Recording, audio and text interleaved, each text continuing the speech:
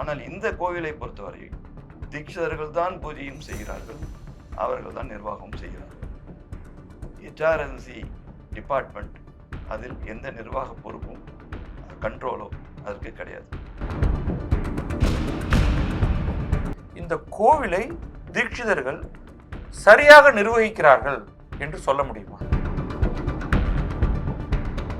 இவ்வளவு பெரிய கோவில், முதல்ல நீங்க சொல்ற இந்த அட்மினிஸ்ட்ரேட்டிவ் மெத்தடே பயங்கர சர்ப்ரைசிங்கா இருக்கு. இவ்வளவு ஒரு ஒன்று கிட்டத்தட்ட ரிட்டர்ன் கான்ஸ்டிடியூஷன் இருக்கு. ஆமாம். ரெண்டாவது, அதுல அந்த கமிட்டியை உருவாக்குறதுக்கான சட்ட விதிகள் இருக்கு. அதன்படி இன்னி வரைக்கும் நடந்துட்டு இருக்கு. இன்னி வரைக்கும் நடந்துட்டு இருக்கு. எல்லா கோவில்லையும் இந்த HRNC கோவிலில் உண்டியல் வைக்கணும், இந்த கோவிலில் மட்டும் உண்டியல் வைக்கக்கூடாதுங்கிறது தான் இவங்க மேலே இருக்கிற முதல் குற்றச்சாட்டு. டாக்டர் சுப்பிரமணிய சாமி அவர்கள் அந்த மனுவில் தன்னையும் இணைத்துக் கொள்வதற்காக ஒரு மனு செய்ய வருகிறார். வந்தபோது அங்கு அவருக்கு எதிராக எதிர்ப்பு என்ற வகையில் ஒரு பெரிய வன்முறை சம்பவம் நீதிமன்றத்தில் நடக்கிறது.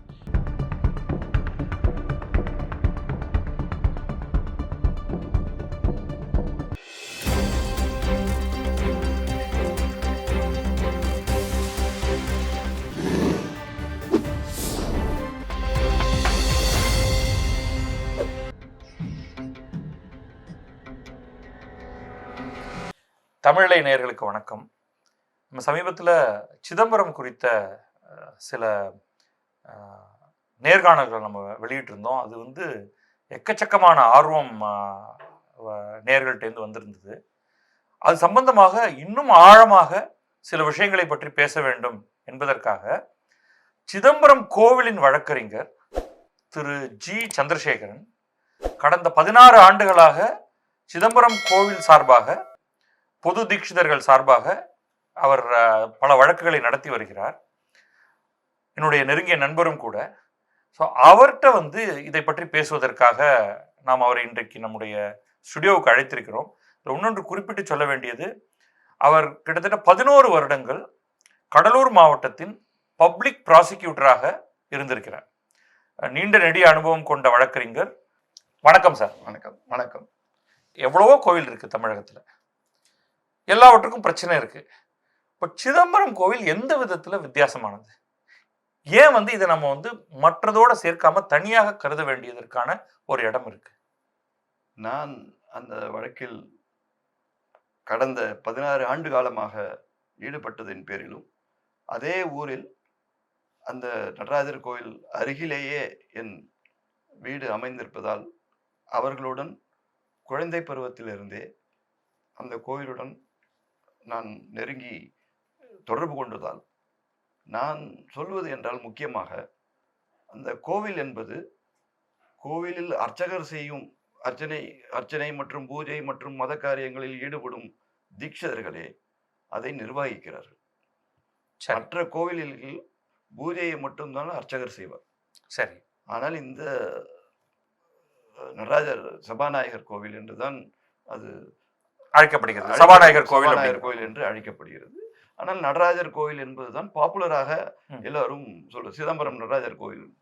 அந்த நடராஜர் கோவிலில் தீட்சிதர்கள் பூஜையும் மத காரியங்களிலும் ஈடுபடுவதை தவிர, அதே கோவிலை அவர்கள் பல நூற்றாண்டுகளாக நிர்வாகமும் செய்து வருகிறார்கள்.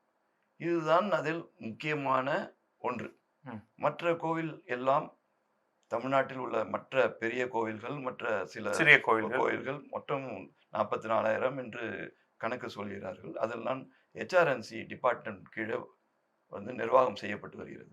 பூஜை செய்பவர்கள் சிவாச்சாரியர்களும் அர்ச்சகர்களும் மற்ற பூசாரிகளும் இருக்கிறார்கள். ஆனால் இந்த கோவிலை பொறுத்தவரை தீட்சிதர்கள் தான் பூஜையும் செய்கிறார்கள், அவர்கள் தான் நிர்வாகம் செய்கிறார்கள். HRNC டிபார்ட்மெண்ட் அதில் எந்த நிர்வாக பொறுப்பும் கண்ட்ரோலோ அதற்கு கிடையாது. இது நூற்றாண்டு காலமாக நடந்து வருகிறது. எப்போது HRNC சட்டம் முதலில் வந்ததோ அதிலிருந்து அவர்கள் இந்த கோவிலை எப்பயாவது கைப்பற்றி தங்கள் கட்டுப்பாட்டுக்குள் வர வேண்டும் என்று நூற்றாண்டு காலமாக பல வழக்குகள் நடந்து வருகிறது. தற்போதும் சில வழக்குகள் நடந்து வருகிறது. நம்ம அந்த வழக்குக்குள்ள போறதுக்கு முன்னாடி இது வந்து கொஞ்சம் ப்ரொவோகேட்டிவ் கேள்வியா கூட இருக்கலாம். நீங்க பக்கத்துலேயே கோவிலுக்கு பக்கத்துல உங்க வீடு, நீங்க பிறந்ததிலிருந்து அந்த கோவிலை பார்த்துட்டு இருக்கீங்க. இந்த கோவிலை கோவில் பூஜைகளை விட்டுடுவோம், கோவிலுடைய சடங்குகளை எல்லாம் விட்டுடுவோம். இந்த கோவிலை தீட்சிதர்கள் சரியாக நிர்வகிக்கிறார்கள் என்று சொல்ல முடியுமா? நான் அதை ஒரு வழக்கறிஞராக நிச்சயம் உறுதியாக கூற முடியும். என்ன காரணம் என்றால்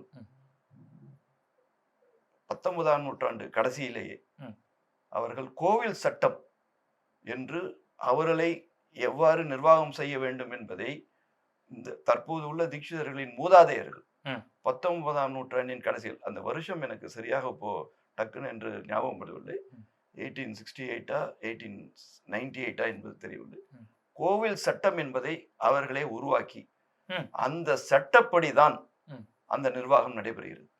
இது எந்த கோவிலிலும் இல்லாத ஒரு முன்மாதிரியாக இல்லை. ஒரு அப்போதெல்லாம் இந்த சட்டமோ 19ஆம் நூற்றாண்டை கடைசி என்று சொல்கிறேன், அப்போது அதாவது 1898 1878 அப்போது அவர்களுக்கு எந்த சட்ட அறிவோ மற்றதோ இல்லாத போது தற்போது வரை அதை நடைமுறைப்படுத்தும் அளவிற்கு அந்த அளவுக்கு அவர்கள் ஒரு எதிர்கால தொலைநோக்கு பார்வையோடு அந்த நிர்வாகம் எப்படி நடைபெற வேண்டும் என்று ஒரு சட்ட உருவாக்கம் செய்திருக்கிறார்கள் என்பது மிகவும் குறிப்பிடத்தக்க ஒன்று. இது ரொம்ப எனக்கு புதுமை. நான் முதல்ல கேள்விப்படுறேன். இந்த கோவில் சட்டம் அப்படிங்கிறது வந்து எழுத்து வடிவத்தில் கிடைக்கிறதா? எழுத்து வடிவத்தில் இருக்கிறது. அதை உச்ச நீதிமன்றத்தில் SLP வழக்கில் டிரான்ஸ்லேட் பண்ணி மூத்த வழக்கறிஞரின் அறிவுரை பேரில் நாங்கள் அதை தாக்கலே செய்தோம். ஓகே, அப்ப இது ஒரு விதத்துல வந்து ஒண்ணு அவங்க அட்மினிஸ்ட்ரேஷன் பண்றாங்கிறது மட்டுமில்ல யூனிக், ஒரு எழுதப்பட்ட சட்ட விதிகளை தாங்களாகவே உருவாக்கி கொண்டு இப்படித்தான் நாங்கள் இந்த கோவிலை நிர்வகிக்க வேண்டும், இனி எங்களுக்கு பின்வரும் சந்ததியினரும் நிர்வகிக்க வேண்டும் என்று அவர்கள் ஒரு ஆவணத்தை உருவாக்கி, அந்த ஆவணம் இப்பொழுது சுப்ரீம் கோர்ட் ஆவணமாகவும் ஆகிவிட்டது. சுப்ரீம் கோர்ட்டில் ஒரு இவர்கள் தரப்பு ஆதரவு ஆவணமாக அதை கொடுத்திருக்கிறார்கள்.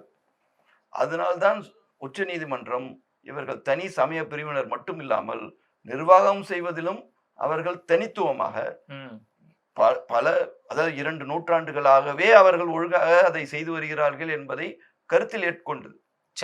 இப்ப நம்ம வந்து இந்த சட்டங்கள் வழக்குகளுக்குள்ள போகிறதுக்கு முன்னாடி எனக்கு ஒரு சின்ன ஒரு அவுட்லைன் ஒன்று கொடுத்துருங்க. கோவிலை நிர்வகிக்கிறார்கள் என்றால் என்னென்னலாம் இவங்க நிர்வாகம்னா என்ன இவங்க கீழே வருது?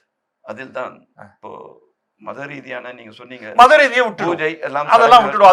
அது ஓரளவுக்கு நம்ம புரிஞ்சுக்கலாம். வேற என்னெல்லாம் இவங்க பண்றாங்க? இப்போ அந்த பூஜை எந்த காலத்தில் எப்போது நடைபெற வேண்டும், சரி, எந்த காலத்தில் எந்த கால பூஜைகள் நடைபெற வேண்டும், அந்த கால பூஜைக்கு உண்டான கட்டளைகள் எவ்வாறு நிறைவேற்றப்பட வேண்டும், அந்த கட்டளைகள் ஒழுங்காக நடைபெற்று வருகிறதா, அப்படி அதையெல்லாம் அவர்கள் வந்து பொது தீட்சர் நிர்வாகம் தான் கண்காணிக்க வேண்டும். அது சரியாக நடைபெறுகிறது. அதை தவிர உற்சவங்கள், கோவில் நடக்கும் ஒவ்வொரு விசேஷ தினங்களில் நடக்கும் புறப்பாடு, மற்றது எல்லாவற்றையும் அந்த கோவில் நிர்வாகம் தான் பார்க்க வேண்டும். பூஜை என்பது வேறு, மத காரியங்கள் என்பது வேறு. இந்த மத காரியங்கள் எப்படி நடைபெறுகிறது என்பதை நிர்வகிப்பதுதான் இந்த பொது தீட்சிதர்களின் அமைப்பின் கடமை. இப்ப பொது தீட்சிதர்கள்னா சில 100 பேர் இருக்காங்க. இவங்க வந்து எந்த பேசிஸ்ல யார் எதை செய்யணுங்கிறத எப்படி தீர்மானிப்பாங்க? அதை எப்படி தீர்மானிக்கிறாங்கன்னா, அவங்க வந்து ஒவ்வொரு ஏப்ரல் 1ஆம் தேதி அன்றும் அதுக்கு முன்னாடி பிப்ரவரி மாதம் 28ஆம் தேதி அன்று கோவிலை நிர்வாகிக்கும் ஒரு குழு, எக்ஸிக்யூட்டிவ் மெம்பர்ஸ், அவங்க வந்து திருவள்ளச்சூட்டு மூலமா எடுக்கிறாங்க. கிட்டத்தட்ட இந்த ராஜராஜ சோழன் இல்ல பராந்தக சோழன் காலத்துல உத்தரமேரூர்ல குடவோலை முறைன்னு இருக்கு இல்லையா, அதே மாதிரின்னு சொல்றீங்க. அதே மாதிரிதான். சோ இது வந்து ஒரு எலெக்ஷன் கிடையாது, ஒரு பானை மாதிரி ஏதோ ஒண்ணுல ஒரு குடத்துல போட்டுட்டு அதுல இருந்து கையை விட்டு எடுக்கிறாங்க. அதற்கு வந்து சாட்சி யார் என்றால், ஜோதி ஸ்வரூபமாக நடராஜருடைய மூல கர்ப்பகிரகத்தில் இருந்து சிற்சபை என்று அந்த சிற்றவையில இருந்து விளக்கு ரூபமாக, ஜோதி ரூபமாக உள்ள ஒரு விளக்கை ஒருத்தர் எடுத்துட்டு வருவார். அது முன்னாடி அவங்களுடைய பொது மீட்டிங் நடக்கும். அத வந்து தலைமை தாங்கிறது யாருன்னா ஜோதி சுரூபமா இருக்கிற நடராஜர். அதனால தான் அவர் அந்த கோவில் வந்து சபாநாயகர் என்று பேர். பொதுமகா சபை தீட்சிதர்கள் பொதுமகா, ஏன்னா தீட்சிதர்களில் ஒருவர் தான் நடராஜர் என்பது ஒரு நம்பிக்கை. அதான் தில்லை 3000ல் நானும் ஒருவன் அப்படின்னு சிவனே சொன்னதாக தான், நசிரீரியாக சொன்னதாக தான் இது. அதுதான் மத நம்பிக்கை. சைவர்களுக்கெல்லாம் அதுதான் கோவில். அந்த கோவில்ல நடராஜர் என்பவர் தீட்சிதர்களும் அவரும் ஒரு தீட்சிதர், அவரும் ஒரு கணக்குப்படி அந்த தீட்சிதர் அவருடைய மேற்பார்வையில, அவருடைய தலைமையில மற்ற தீட்சிதர்கள் எல்லாம் ஒன்றாக சேர்ந்து எல்லார் பேரையும் எழுதி அந்த பானைக்குள்ள போட்டு அதுல இருந்து அது ஒரு சிஸ்டம் வச்சிருக்காங்க. ஓகே, அந்த அதுல இருந்து வந்து யார் அதை எடுப்பா? அதை வந்து அங்க இருக்கிற மெம்பர்கள் அவங்க வந்து எடுப்பாங்க. சரி, அந்த எடுத்து அந்த 9 பேர் தான் அந்த அடுத்து, அதாவது 9 பேர் முதல்ல எடுத்துருவாங்க. சரி, எடுத்து 1/4/2000 அதாவது ஏப்ரல் முதல் நாள் அன்று காலை 10 மணிக்கு திரும்பி அதே மாதிரி ஒரு தேவசபை என்று இருக்கிறது, அங்க திரும்ப அவங்க ஒரு மீட்டிங் போடுவாங்க. மீட்டிங் போட்டு அந்த 9 பேர்ல யார் வந்து செயலாளர், உதவி செயலாளர் என்பதை எடுப்பார். மற்ற வேறு சில பொறுப்புகளும் இருக்கு. அவ்வளவுதான் 9 பேர். அந்த 9 பேர்ல செக்ரட்டரி, வைஸ் செக்ரட்டரி ஓகே தேர்ந்தெடுப்பாங்க. மீதி எல்லாம் வந்து அந்த நிர்வாக குழு உறுப்பினர்கள். ஓகே, இவர்கள் தீட்சிதர்கள் பல ஆண்டு காலமாக அவர்கள் நம்புவது இதை நடராஜரின் உத்தரவு பேரில் தான் அந்த செக்ரட்டரி எடுக்கிறார்கள் என்பதை அவர்கள் ஆழ்ந்த நம்பிக்கை உள்ளவர்கள். ஒவ்வொரு வருடமும் இது மாறும். ஒவ்வொரு வருடமும் மாறும். யார் வேண்டுமானாலும் செக்ரட்டரி ஆகலாம். அந்த சீட்ல வந்து யார் வேண்டுமானாலும் ஒரு சின்ன திருத்தம். சொல்லுங்க. அந்த தீட்சிதர்கள் யாருன்னா அந்த கல்யாணம் பண்ணி அந்த பூஜை முறை பெற்றவர்கள் மட்டும்தான் அந்த 21 வயசு, அது அந்த சட்டத்திலேயே இருக்கு. அந்த கோவில் சட்டம் நீங்க சொன்னீங்களே, 21 வயசுல இருந்தாதான் அவங்க வந்து சந்திரமூலீஸ்வரர் பூஜையை அவங்க செய்ய முடியும். 21 வயது ஆகியிருக்க வேண்டும், திருமணம் ஆகியிருக்க வேண்டும். அவர்களுடைய பெயர்களை தான் வந்து அந்த சீட்டுக்குள்ள போடுறது. அதுல இருந்து எடுக்கப்படும் 9 பேர் அந்த ஆண்டு அந்த நிர்வாகத்தை செய்வார்கள். அவர்கள் வந்து குறித்து கொடுப்பார்கள். அதுக்கு பிறகு அவங்க வேலையை பிரிச்சு கொடுப்பாங்க. அவங்க தான் வந்து அந்த நிர்வாகத்தை பார்ப்பாங்க. அந்த செக்ரட்டரியோட அவருடைய நிர்வாக குழு என்ன யாரெல்லாம் இருக்காங்களோ அவங்க தான் வந்து அந்தந்த வருடத்திற்கான வரவு செலவு கணக்கு, அதை கோவிலுக்குன்னு ஒரு பொதுவாக வர வேண்டிய வரவு செலவு கணக்குல அவர்கள் பார்ப்பார்கள். ஓகே, ஏன்னா அந்த கோவில்ல வந்து யாரும் டொனேஷன் வாங்குறது இல்ல, உண்டியல் கிடையாது. இப்ப அதுதான் அடுத்து கேட்கறது. இவ்வளவு பெரிய கோவில், முதல்ல நீங்க சொல்ற இந்த அட்மினிஸ்ட்ரேட்டிவ் மெத்தடே பயங்கர சர்ப்ரைசிங்கா இருக்கு. இவ்வளவு ஒரு ஒண்ணு கிட்டத்தட்ட ரிட்டர்ன் கான்ஸ்டிடியூஷன் இருக்கு. ஆமா. ரெண்டாவது, அதுல அந்த கமிட்டியை உருவாக்குறதுக்கான சட்ட விதிகள் இருக்கு. அதன்படி இன்னி வரைக்கும் நடந்துட்டு இருக்கு. இன்னி வரைக்கும் நடந்துட்டு இருக்கு. இப்ப அடுத்த கேள்வி, சரி, பியூட்டிஃபுல். இப்ப இவ்வளவு பெரிய கோவில் நடத்துறதுக்கு பணம் வேணுமே. அதுதான் நான் கேட்க வந்து நீங்களும் அதுக்கு முன்னாடி சொல்ல ஆரம்பிச்சீங்க. அதை சொல்லுங்க. கோவில் என்ன நம்பிக்கை என்றால் அது வந்து ஒரு பிரார்த்தனை ஸ்தலம் அல்ல. இப்போ பழனியோ திருப்பதியோ நீங்க ஒரு பிரார்த்தனையை செஞ்சுக்கிட்டு நீங்க அங்க போய் உண்டியல் காணிக்கையை செலுத்துவாங்க. இதுதான் வந்து இந்து மத பொதுவாக நம்பிக்கை, பிரார்த்தனை ஸ்தலம் என்று சொல்லுவார்கள். ஆனால் சிதம்பரம் பிரார்த்தனை ஸ்தலம் அல்ல, முக்தி ஸ்தலம். இங்க போய் என்ன வேண்டுறோம்னா பிறவாவரம் வேண்டும் என்றுதான் நாம் கேட்கிறோம். பிறவாவரம் கேட்டுட்டு நான் போய் மேலே போயிட்டு அதுக்கப்புறம் எப்படி இங்க வந்து உண்டியல்ல போய் காணிக்க செலுத்த முடியும்? இது வந்து ஒரு பேசிக்கா நான் பாமரர்கள் புரியறதுக்காக நான் சொல்றேன். இதுல இருக்கிற ஆன்மீக தத்துவத்தெல்லாம் வந்து பெரிய பெரியவர்கள் ஆன்மீகத்தில் நல்லா விளக்குவாங்க. ஆனா நான் எனக்கு புரிந்தவரை நான் சொல்வது என்னன்னா ஒரு பிறவாவரம் தான் அங்க வந்து நடராஜர் அருள்றாரு. அதனால எஃபெக்டிவா நீங்க அங்க போய் காசே போடக்கூடாது. ஆமா, காசே போடக்கூடாது. இதுதான் வந்து அவங்க வந்து உண்டியல் வேண்டாம் அப்படி. இதுதான் வந்து HRNCக்கும் இந்த தீட்சிதர்களுக்கும் உள்ள பிரச்சனை, முக்கியமான பிரச்சனை. அவங்க எல்லா கோவில்லையும் இந்த HRNC கோவில்ல உண்டியல் வைக்கணும், இந்த கோவில்ல மட்டும் உண்டியல் வைக்க கூடாதுங்கிறது தான் இவங்க மேல இருக்கிற முதல் குற்றச்சாட்டு. சரி, உண்டியல் வைக்க கூடாது. எப்படி நடத்துவாங்க கோயில? இதை வந்து நிறைய பேர் என்கிட்ட கேட்டுட்டாங்க. நிறைய இப்போ இந்த சமீபத்தில் வந்து இந்த கோவில் பற்றியான சர்ச்சைகள் வரும்போது நான் பல வித நேர்காணல்களை இன்னும் அளித்திருக்கிறேன். பல விவாத மேடைகளிலும் இந்த கேள்விகள் சில இந்த பொது தீட்சிதர் நிர்வாகத்தைக்கு ஒரு எதிர்ப்பு கோஷ்டி பல வருடமாக இருக்கிறது. ஏன்னா இந்த தீட்சிதர்கள் நிர்வாகத்தை இப்போது எதிர்ப்பதாக நான் சொல்லவில்லை.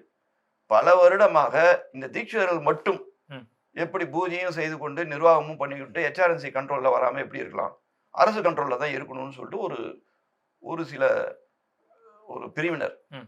இதை ஒரு இயக்கமாகவே ம். இவர் மேல் ஒரு பொய் பிரச்சாரம் செய்து ம். இவர்களை சில ஒரு அடிப்படையற்ற குற்றச்சாட்டுகளை வைத்து ம். இதை ஒரு ஆர்கஸ்ட்ரேட்டட் கேம்பெயினாகவே செஞ்சுட்டு இருக்காங்க. சரி. அது உங்களுக்கே தெரியும், நீங்களே பார்த்துருப்பீங்க. ம். அவங்கெல்லாம் என்ன சொல்றாங்கன்னா, இது என்ன கோயில்ல வருமானமே இல்லாம எப்படி எப்படி நடத்துறாங்க? நடத்தணும், இவங்களுக்கு சரியான கணக்கு வழக்கெல்லாம் இல்லை. ம். இதுதான் வந்து அவங்க அந்த கோயிலை பத்தி எதுவுமே தெரிஞ்சுக்காம ம். எந்தவித அடிப்படையும் ஒரு ஒரு நிர்வாகமோ ஒரு இன்ஸ்டிடியூஷனோ பற்றி ஒருத்தர் குற்றச்சாட்டு வைக்கும்போது நான் ஒரு வழக்கறிஞராக என்ன செய்யணும்னா முதல்ல அந்த குற்றச்சாட்டு உண்மையா என்பதை முதலில் வெரிஃபை பண்ணிட்டு தான் அதை நான் வந்து பொது வெளியில பேசணும். சரி. ஆனா இவங்க வந்து என்னன்னா, இவங்களுக்கு வந்து எல்லாருக்குமே லைசன்ஸ் வாங்கிட்டாங்க, எது வேணாலும் எப்படி வேணாலும் அடிப்படை இல்லாம பேசலாம்னு சொல்லிட்டு. ம். இப்போ இதுதான் நடந்து கொண்டு இருக்கிறது. ம். ம். ஸோ இந்த மாதிரி ஒரு கட்டவிழ்த்து பெற்ற ஒரு ஆர்கஸ்ட்ரேட்டட் கேம்பெயின் தான் வந்து நடக்குது. அதை நான் ஒரு விரிவாக விளக்கிறேன்.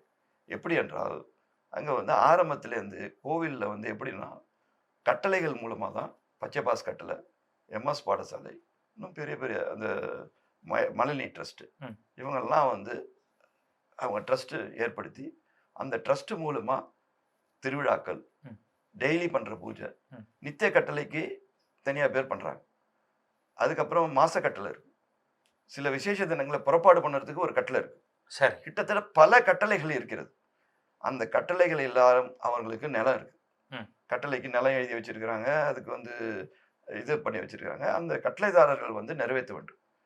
அந்த நிறைவேற்றுவதற்கு கட்டளை தீட்சிதர் என்று ஒருத்தர் இருப்பார். சரி. இந்த கட்டளை நடத்தணும்னா அந்த கட்டளைக்கு ஒரு தீட்சிதர். அந்த தீட்சிதரும் எப்படி பண்ணணும்னா, அவருக்கு தட்சிணை மட்டும்தான் வாங்குவதற்கு உரிமை, மீதி எல்லாம் பொருள்களாக தான் கொடுப்பாங்க. ம். பணம் கொடுக்க மாட்டாங்க.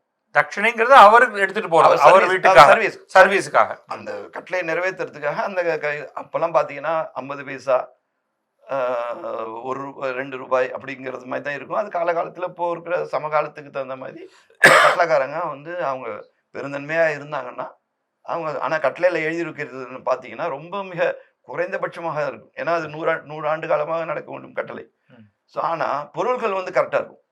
ம். இவ்வளோ லிட்டர் பால், ம். ஒரு அபிஷேகம் நடக்கணும்னா இவ்வளோ பால், இவ்வளோ தேன், இவ்வளோ இந்த இது அப்படின்னு சொல்லிட்டு. இப்போ 6 கால பூஜை வந்து அங்கே வந்து நடப்பது வந்து சந்திரமௌலீஸ்வரர் என்ற ஸ்படிகலிங்கத்துக்கு தான் நடக்கும். சரி. நீங்களே நேரில் வந்தபோது பார்த்துருக்கீங்க. பார்த்துருக்கேன். நடராஜருக்கு வந்து 6 தினங்களுக்கு மட்டும்தான் அபிஷேகம். ம். ஒரு வருடத்திற்கு 6 தினங்களுக்கு மட்டும்தான் சரி. மூலவருக்கு அபிஷேகம். டெய்லி நடப்பது 6 கால பூஜை சந்திரமௌலீஸ்வரர். சந்திரமௌலீஸ்வரர் பூஜையில் என்னென்ன யார் யார் வந்து கட்டளை பண்ணுறாங்களோ அவங்க வந்து அவங்க கொடுத்துருவாங்க, அந்த கட்டளை பொருளாக கொடுத்துருவாங்க. ம். வருடத்திற்கு ஒரு தடவை தான் வந்து அந்த தீட்சிதர்களுக்கு அந்த பூஜை உரிமை கிடைக்கும். ம். அதுவும் வந்து டர்ன் சிஸ்டம் தான் வரும். டர்ன்ஸில் தான் வரும். அதுவும் வந்து அவங்களுக்குள்ளார எந்தவித ப்ரிஃபரன்ஸும் கிடையாது. எப்படி டர்ன் வருதோ அதுபடி தான் எடுத்துப்பாங்க. அது இன்டர்வலையும் ஃபாலோ பண்ணிட்டு வராங்க. ம். சப்போஸ் அவரால் பண்ண முடியலன்னா அதுக்கு சில தீட்டு காரணமாகவோ இதை காரணமாகவோ ம். அவர் வந்து இன்னொருத்தரை விட்டு செய்ய சொல்லலாம். ம். இதுதான் செய்ய முடியுமே தவிர அந்த டேர்னை வந்து மாற்ற முடியாது. ம். டேர்ன்கிறது வந்து முன்னாடியே டிட்டர்மின்டு. சரி. அது மாதிரி தான் அவங்க செய்வாங்க. ஸோ அந்த தீட்சிதர்கிட்ட அந்த முறைக்காரர், அவர் பேர் முறைக்காரர், ம். அந்த முறைக்கார தீட்சிதர்கிட்ட வந்து அவங்க வந்து கொடுத்துருவாங்க. ம். அவர் வந்து அதை பண்ணுவார். சரி. இப்போ சப்போஸ் நீங்கள் வரீங்க, சார் நாங்களும் அந்த கட்டளையில் சேர்ந்துக்கிறோம் அப்படின்னு சொன்னால் ஏறுபடி அபிஷேகம்னு சொல்லிட்டு அவர் இன்னொரு அபிஷேகத்துக்கு நீங்கள் பொருளாக தான் வாங்கி கொடுக்கணும். ம். தட்சிணை என்பது உங்கள் விருப்பம், சரி. பொருளாக தான் நீங்கள் வாங்கணும். சரி, பொருள் வந்து எனக்கு புரியுது. ம். மற்றபடி அந்த கோவிலை சுத்திகரிப்பு பண்ணணும், Yes. தரையெல்லாம் பெருக்கணும், அதற்கெல்லாம் வேலை செய்வாங்க. ஆமா. அங்க ஒரு ஓதுவார் ஒருத்தர் இருக்கலாம், ஆமா. அவருக்கு ஏதாவது சம்பளம் கொடுக்க வேண்டி இருக்கும். இது எல்லாம் அதாவது மற்ற செலவுகள்லாம் இருக்கு இல்லையா? எனக்கு ஆமா. அது புரியாம தான் இல்ல, கேட்கிறேன். நானும் அது புரிய வைக்கிறதுக்காக தான் நானும் விளக்குவேன். இப்போ நடுவில் என்ன ஆயிடுச்சுன்னா 2009க்கு பிறகு, அதாவது 2/2/2009 அந்த 1987 போட்ட ஒரு நிர்வாக அதிகாரி போட்ட உத்தரவு வந்து அதுக்கு எதிர்ப்பாக போட்ட ரிட்மனு வந்து தள்ளுபடி ஆயிடுச்சு. நீதியரசர் பானுமதி அவர்கள் 2/2/2009 வந்து தீட்சிதர்கள் பொது தீட்சிதர் சார்பில் போட்ட ரிட்மனுவை தள்ளுபடி பண்ணிட்டாங்க. தள்ளுபடி பண்ண உடனே ஹெச்ஆர்என்சி ஜாயிண்ட் அட்மினிஸ்ட்ரேஷன் பண்ணிட்டோம்னு ஒரு தீர்ப்பு கொடுத்தாங்க. நம்ம இத பத்தி எல்லாம் விரிவா பேசுவோம். இப்ப ஆனா சுருக்கமா இந்த வச்சுப்போம். இந்த பணத்துக்காக மட்டும் சரி. தான் பேசுறோம். சரி. அப்போ வந்து இவங்க என்ன பண்ணிட்டாங்கன்னா, இவங்களோட ரொம்ப நாள் கனவான ஆசையா உண்டியல வச்சுட்டாங்க. உண்டியல உடனே வந்து அது எப்போ அதுக்கப்புறம் வந்து ரிட் அப்பீல் நடந்தது. ரிட் அப்பீலுக்கு அப்புறம் எஸ்எல்பி நடந்து சிவில் அப்பீலா கன்வெர்ட் ஆகி 6/1/2014 அந்த உத்தரவு செட்டிஸ்ஃபைட் ஆயிடுச்சு. நிர்வாக அதிகாரி போட்ட உத்தரவு வந்து செட்டிஸ்ஃபைட் ஆயிடுச்சு. அதன் பிறகு ஒரு 3 மாசமும் அவங்க வச்சிருந்தாங்க. 4 மாசம் வரைக்கும் வச்சிருந்தாங்க. தொடர்ந்து போது தீக்ஷர்கள் நாங்கள் கேஸ்ல வந்து இது மாதிரி எங்களுக்கு சாதகமா தீர்ப்பாயிடுச்சு அப்படின்னு சொன்னாங்க. நானும் கொண்டு அப்புறம் ஹெச்ஆர்என்சி செயலாளர் கண்ணன் என்று ஒருவர் இருந்தார். அவர் தான் tourism secretary and HRNC secretary. Kannan என்பவரிடம் நேரில் சென்று மனு அளித்தவுடன் அவர் உடனே அதை ஏற்றுக்கிட்டார். இல்லை சார், நாங்கள் தான் ஜட்ஜ்மெண்ட் ஆயிடுச்சு, நாங்கள் அந்த உண்டியலை எடுத்துடுறோம் அப்படின்னு சொல்லிட்டு உண்டியலை எடுத்துட்டு அந்த உண்டியலில் இருக்கிற பணத்தை எல்லாத்தையும் கோவில் தீட்சர்களுக்கு கொடுத்துட்டார். கோவில் தீட்சர்கள் என்ன பண்ணாங்கன்னா, அது வரைக்கும் அவங்கள்ட்ட பணம் என்று ஒண்ணுமே கிடையாது. இப்ப அவங்க கையில வந்து பணத்தை கொண்டு வந்து ஹெச்ஆர்என்சியே கொடுக்குறாங்க. அதுக்கப்புறம் நம்ம வழக்கறிஞர் அது எவ்வளவு ரூபா? ஒரு சுமார் 3 கோடி ரூபான்னு நினைக்கிறேன். 3 கோடி ரூபாய். 3 கோடி ரூபாய். அது எக்ஸாக்ட் ஃபிகர் என்னால சொல்ல முடியாது. ரஃபா 3 கோடி ரூபாய். அதுக்கு வந்து அரசாணை பிறப்பிக்கப்பட்டது. அரசாணை பிறப்பித்து அந்த இன்ட்ரீம் பீரியட்ல இருந்த உண்டியல் கலெக்ஷனை நேரா வந்து தீட்சிதர்கள்ட்ட கொண்டு வந்து கொடுத்து அதை தேசியமயமாக்கப்பட்ட வங்கியில வந்து அப்படியே டெபாசிட் பண்றேன். இவங்க கையில வந்து காசே எடுத்துக்கல. அது அப்படியே ஏன் இது ரெக்கார்ட் பண்ணணும்னா, பொதுவாக உங்களுக்கு தெரியும் என்னென்ன கருத்துக்கள் எல்லாம் இந்த தீட்சிதர்கள் மேல இருக்கு அப்படின்னு. அவங்க கையில கிடைச்ச அந்த பணத்தை அவர்களுக்கு அரசாணை மீது போட்டு கொடுக்கப்பட்ட பணத்தை அப்படியே எடுத்து அவங்க வங்கியில போட்டு வச்சிருக்காங்க. 380 குடும்பம், ஒரு குடும்பம் கூட எனக்கு அந்த பணத்துல எடுக்கணுங்கிறது யாருமே கிடையாது. அது நடராஜர் பணம் அப்படி என்பதில் அதில் தெளிவாக அவர்கள் அப்படியே தேசியமயமாக்கப்பட்ட வங்கியில வச்சுட்டாங்க. இது இன்னி வரைக்கும் அந்த பணம் அங்க இருக்கு. அதுல ஒரே ஒரு மாற்றம் என்ன ஆயிடுச்சுன்னா, 2015 வரலாறு காணாத ஒரு தமிழகத்துல ஒரு மழை பெய்து, வெள்ளம் வந்தது. உடனே தீட்சிதர்கள் எப்போதுமே இதை மாதிரி ஒரு பேரிடர் சமயத்தில் தேசத்திற்காக உதவ முன் வருவார்கள். முன்னொரு காலத்தில் சீனா போர் என்று நினைக்கிறேன், அப்போது கோல்டு பாண்ட் வந்து எல்லாரையும் கேட்டாங்க கவர்மெண்ட். அப்போ கோவில்ல இருக்கிற தங்கத்தை தேசத்திற்காக கொடுத்தாரு. அதே அடிப்படையில் பொது தீட்சர்கள் என்ன சொல்றாங்க, இப்போ வந்து ஒரு தமிழ்நாடே வந்து ஒரு பெரும் வெள்ளத்தால் தவிக்கிறது, பேரிடர் ஏற்பட்டுள்ளது, அதனால சீஃப் மினிஸ்டர் ஃபண்டுக்கு 1 கோடி ரூபாயை கொண்டு போய் கிட்டத்தட்ட 3 கோடி ரூபாய் வந்தது. அதுக்கப்புறம் கொஞ்சம் வட்டி எல்லாம் வந்திருக்கும். அதுல இருந்து ஒரு 1 கோடி ரூபாயை எடுத்து அவங்க வந்து சீஃப் மினிஸ்டர் ஃபண்டுக்கு கொடுக்குறாங்க. கொடுத்துட்டு மீதி தொகை அப்படியே தான் இருக்கு. அதுல இருந்து இருக்கிற வட்டி இருக்கிற தொகையில தான் வந்து நீங்க சொல்ற அந்த கிளீனிங், அந்த ஓதுவார், அப்புறம் அந்த நாதஸ்வரம், அந்த ஓதுவார்களுக்கு எல்லாம் பணம், அப்புறம் சில மெயின்டெனன்ஸ் எல்லாத்தையும் அவங்க பண்ணிட்டு இருக்காங்க. இது கொஞ்ச நாள் வரைக்கும் இப்படியே போயிட்டு இருந்தது. ஒரு கால் வந்தது, இப்போ இந்த கணக்கு வழக்கு எல்லாம் சரியா வைக்காம இருக்காங்க அப்படின்னு ஒரு குற்றச்சாட்டு பொது வழியில கோவில் எதிர்ப்பாளர்கள் ஒரு ஆர்கனைஸ் பண்ணி ஒரு கேம்பெயின் பண்ண உடனே நான் அப்புறம் என்ன சொன்னேன்னா, இது வந்து எப்போ வந்து நம்ம இது மாதிரி வெளிப்படையா இருக்கணும்னு அவங்க எதிர்பார்க்குறாங்களோ, நம்ம வந்து அதை வந்து இன்கம் டேக்ஸ் உட்படுத்தி ஒரு சார்ட்டர்ட் அக்கௌண்டன்ட் மூலியமா அந்த ரிட்டர்ன் ஃபைல் பண்ணும் அப்படின்னு சொல்லிட்டு அவங்களுக்கு ஒரு அறிவுரை கொடுத்தேன்.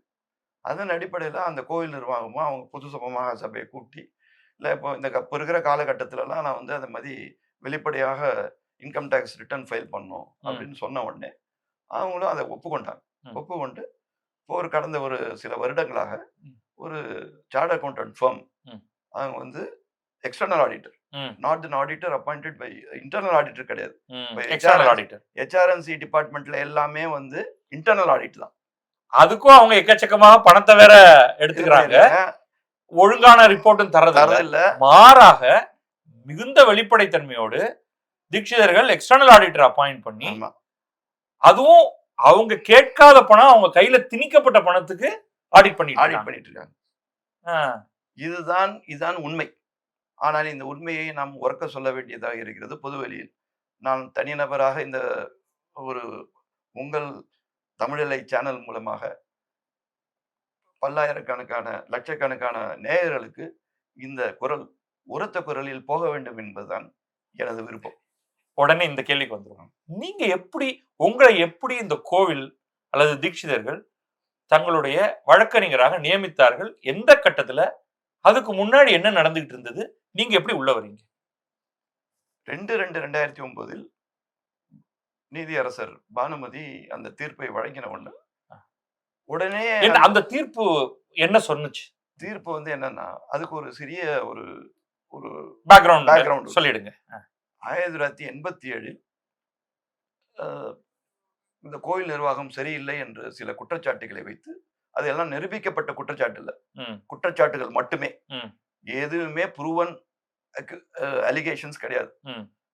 ஒரு அலிகேஷன்ஸ் வச்சு maladministration Dikshitar was incapable of administrating the temple, maladministration என்று ஒரே ஒரு கருத்தை வைத்து அதற்கு எந்தவித நிரூபிக்கப்பட்ட சான்றுகளும் இல்லாமல் ஒரு 87ல ஒரு ஈஓவை அப்பாயிண்ட் பண்றாங்க. எக்ஸிகியூட்டிவ் ஆபீசரை HRNC பிரிவு 45 கீழ், பிரிவு 45 கீழ அது வந்து அப்பாயிண்ட் பண்றாங்க. அந்த பிரிவு 45 கீழ இவங்க ரிட் பண்ண போடுறாங்க.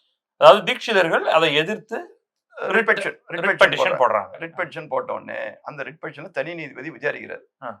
அவர் வெங்கடாச்சலமூர்த்தி என்ற ஒரு தனி நீதிபதி அதை வந்து தள்ளுபடி செய்கிறார். தீட்சிதர்கள் போட்ட மனுவை தள்ளுபடி செய்கிறார். அதன் பிறகு தீட்சிதர்கள் ரிட் அப்பீல் போடுறாங்க டிவிஷன் பெஞ்ச்ல, மெட்ராஸ் ஹைகோர்ட்ல. டிவிஷன் பெஞ்ச்ல என்ன இரு நீதிபதிகள் என்ன சொல்றாங்கன்னா, தீட்சிதர் வழக்கறிஞராக மூத்த வழக்கறிஞர் பி குமார் என்பவர் ஆஜராகிறார்.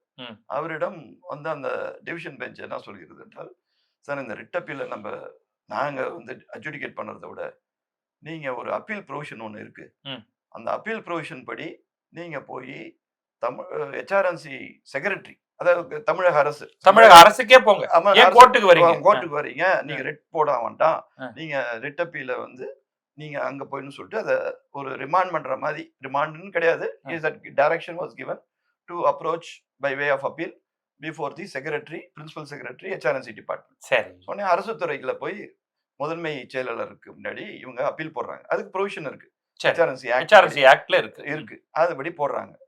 அது போட்ட உடனே அது 10 வருடமா நிலுவையில் இருக்கு, 96ல இருந்து 2006 வரைக்கும்.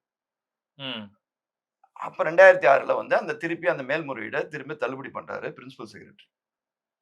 சரி, அந்த 10 வருடமா சும்மா அதை வச்சுட்டு அப்படியே அப்ப 2 ஆட்சி மாறி இருக்கும். ஆமா, மாறிட்டு அது நடுவுல 2 ஆட்சி செக்ரட்டரி மாறி இருப்பாங்க, ஆட்சிகள் மாறி இருக்கும், மாறிச்சு.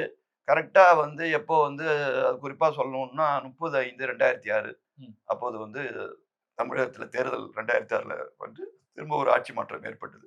அன்றைய தேதியில் தான் இதை வந்து தள்ளுபடி பண்றாங்க. கோயின்சிடென்ஸா என்னங்கிறது நான் சொல்ல மாட்டேன்.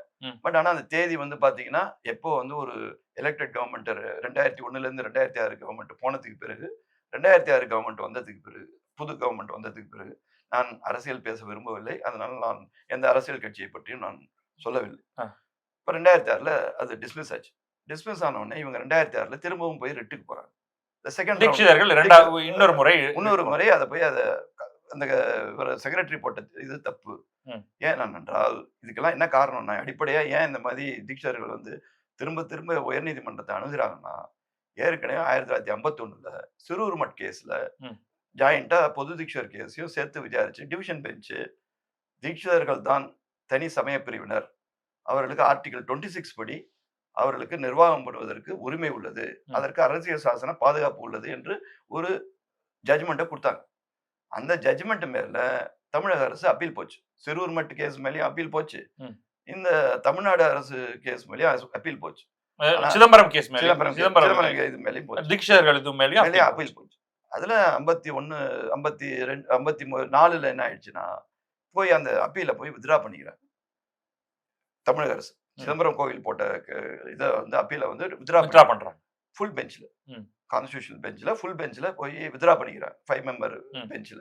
இப்போ வித்ரா பண்ணும்போது என்ன அப்சர்வேஷன் பண்றாங்கன்னா, இவங்க வந்து மெரிட்ல தான் இந்த கேஸை டிஸ்மிஸ் பண்றேன்னு சொல்லிட்டு ஒரு அப்சர்வேஷன் கொடுத்து அந்த கீழே சென்னை உயர்நீதிமன்ற டிவிஷன் பெஞ்ச் தீர்ப்பை வந்து உறுதிப்படுத்தி அதை வந்து டிஸ்மிஸ் பண்றாங்க. ஸோ எஃபெக்டிவ்லி 50ஸ்லயே தமிழ்நாட்டில் ஏதாவது சென்னை உயர்நீதிமன்றமும் சரி, ஆமா, பிறகு 5 நீதிபதிகள் அடங்கிய கான்ஸ்டிடியூஷன் பெஞ்சிலையும் சரி, சிதம்பரம் கோவிலை நிர்வகிப்பதற்கு பொது தீட்சிதர்களுக்கு முழு உரிமை இருக்கிறது, அரசியல் சாசன பாதுகாப்பும் உள்ளது, அரசியல் சாதன பாதுகாப்பும் உள்ளதுன்னு செட்டில் பண்ணிடுறாங்க.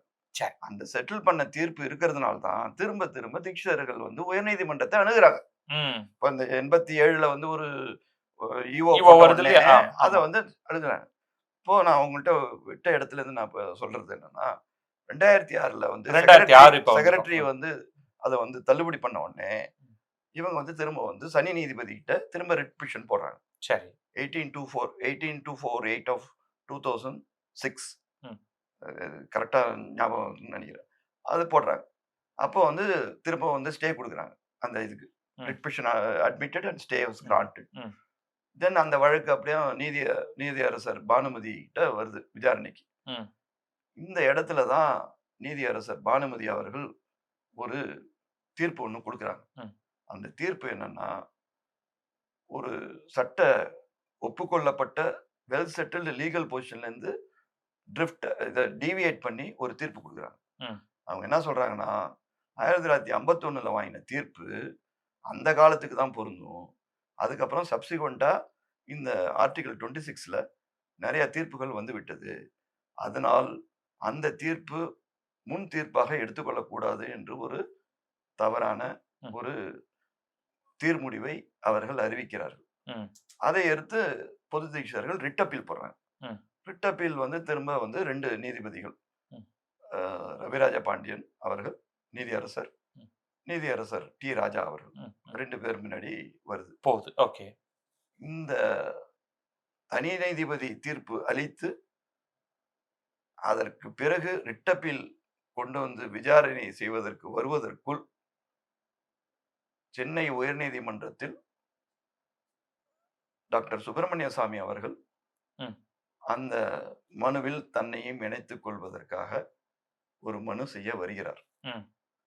வந்தபோது அங்கு அவருக்கு எதிராக எதிர்ப்பு என்ற வகையில் ஒரு பெரிய வன்முறை சம்பவம் நீதிமன்றத்தில் நடக்கிறது. யார் பண்றாங்க இந்த வன்முறைய? கோவில் எதிர்ப்பாளர்கள், அவங்க வக்கீல்களும் அடக்கம். அதுல அது நமக்கு தெரியாது. நான் அதை பத்தி பல ஆண்டுகாலம் ஆகிவிட்டது. அதுக்கு வந்து ஸ்ரீகிருஷ்ணா கமிஷன் என்று ஸ்ரீகிருஷ்ணா என்ற ஒரு நீதியரசரை நியமனம் பண்ணி அதுக்கு ஒரு ஆணையத்தை ஏற்படுத்தி, ஏன்னா உயர்நீதிமன்ற வளாகத்திற்குள்ளாயே நடக்கிறது ஒரு வன்முறை சம்பவம் என்பது. அது வன்முறையில் என்ன நடக்குது சும்மா ஒரு லைன்ல சொல்லுங்க, எனக்கு ரொம்ப எல்லாம் டீடைல். அவர் மேல முட்டை வீசுறாங்க. சரி. அவரை ஆர்கியூ பண்ணவே விடல. கோர்ட் சேம் இதுக்குள்ள, அதாவது ஹால்குள்ளே விசாரணை நடக்கும் போது நீங்க ஒரு ஊடகத்துறையில இருக்கிறதுனால உங்களால அதை கரெக்டா ட்ரேஸ் பண்ண முடியும். நான் இந்த ஞாபகத்துக்கு வச்சுட்டு நம்ம அந்த நியூஸ் பேப்பர் ரிப்போர்ட்ஸே எடுத்துருவோம். அதெல்லாம் ஒன்றும் பிரச்சனை இல்லை. ஏன்னா அது வந்து இன்னும், ஏன்னா நம்ம செய்வது வந்து பொதுவெளியில சொல்லும் போது சில ஆதாரபூர்வமாக கரெக்டாக செய்யணும். ஏன்னா இப்போ சில வார்த்தைகள் தவறாக இருந்தா கூட அவங்க என்ன சொல்லுவாங்க, நீங்க இப்படி சொன்னீங்க அப்படி சொன்னீங்க அப்படின்ட்டு. ஏன்னா நான் இப்போ ஞாபகத்துல வச்சுட்டு நான் சொல்றேன். ஆனா அங்க வன்முறை சம்பவம் நடைபெற்றது. அந்த வன்முறை சம்பவம் அதனாலதான் ஸ்ரீகிருஷ்ணா கமிஷனே போடுறாங்க. அதுல நிறைய பேர் அப்புறம் விசாரிச்சாங்க, போனாங்க, வந்தாங்க. ஸோ இதனால இந்த வழக்கை எடுக்கல. இந்த ரிட் அப்பீல் இருக்குல்ல, இந்த ரிட் அப்பீல எந்த டிவிஷன் பெஞ்சுமே எடுத்துக்க தயாராகவே இல்லை. யாருமே எடுக்கல. தீட்சிதர்களுக்குலாம் நீங்க இந்த கேள்வி எதுக்காக நான் கொண்டு வர்றேன்னா, நீங்கள் எப்படி இந்த வழக்கில் நீங்க வந்திருக்கீங்க, அதுதான் என்னுடைய கேள்வி, ஆரம்ப கேள்வி. அதுக்காக தான் நான் இந்த நடுவில் இருக்கிற இந்த தொடர்பு இருக்கிற நிகழ்வுகள் எல்லாம் நான் உங்கள்கிட்ட சொல்றேன். அப்போ இந்த வழக்குல சுப்பிரமணியம் சாமி மிகவும் எல்லாராலும் மதிக்கப்படுபவர். அவர் வந்து அந்த கேஸ்ல வந்து இன்ட்ரெஸ்ட் எடுத்து அதுல வரும்போது தான் இந்த நிகழ்வு நடக்கிறது.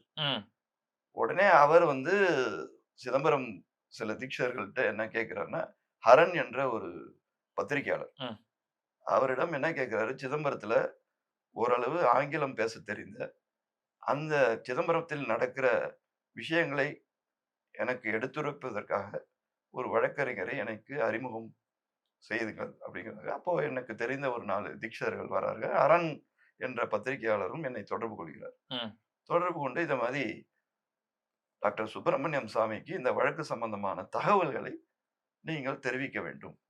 அதுவரை நான் கோயில் வழக்கறிஞர் அல்ல, டாக்டர் சுப்பிரமணிய சாமி, நான் சிதம்பரம் வருகிறேன். எனக்காக ஒரு பிரஸ் மீட் நீங்க அரேஞ்ச் பண்ணுங்க. கோவில்ல வந்து அந்த தீட்சிதர்களை நீங்கள் கவலைப்படாதீர்கள். ம். நான் இந்த வழக்கை எடுத்து உங்களுக்காக திறம்பட நடத்தி தருகிறேன் ம். அப்படின்னு சொல்லிட்டு உறுதியளிப்பதற்காக நேரில் வருகிறார். நேரில் வரும்போது தான் கோவில் ஆளுநர் டி.ஆர். ரமேஷ் ம். என்பவரும் உடன் வருகிறார். ம். அவரும் வந்து அந்த வழக்குல வந்து அவர் வங்கி வேலையில இருந்தாலும் ம். அவர் வந்து ஒரு சிதம்பரம் கோவில் மேல் இருக்கும் பக்தியார். ம். அவரை பற்றி ஒரு சிறிய பேக்ரவுண்ட் என்ன என்றால், அவர் வந்து அவருடைய தகப்பனார் ம். டி.என். ராமச்சந்திரன் என்பவர் தஞ்சாவூர் மாவட்டத்தில் மூத்த வழக்கறிஞர். ம். அதை தவிர அவர் வந்து சேக்கிழார் அடிப்பொடிகள் என்று ம். தமிழ் இலக்கிய பெரிய புராணத்தில் மிகவும் நிபுணத்துவம் பெற்ற நிபுணத்துவம் பெற்றவர். ம். அந்த மாதிரி ஒரு பேக்ரவுண்ட்ல சைவத்தை பற்றி நன்கு தெரிந்தவர். ம். அந்த ஃபேமிலியில இருந்து அவர் வருகிறார். ம். அவரும் வந்து நான் இந்த வழக்கில் ஒரு ரிசர்ச்சாக இருக்கிறேன், ம். நானும் உதவியாக இருக்கிறேன்னு சொல்லிட்டு டாக்டர் சுவாமியோட வருகிறார். இதுதான் எனக்கும் டாக்டர் சுப்பிரமணியம் சாமிக்கும் ஏற்பட்ட அறிமுகம். ம்.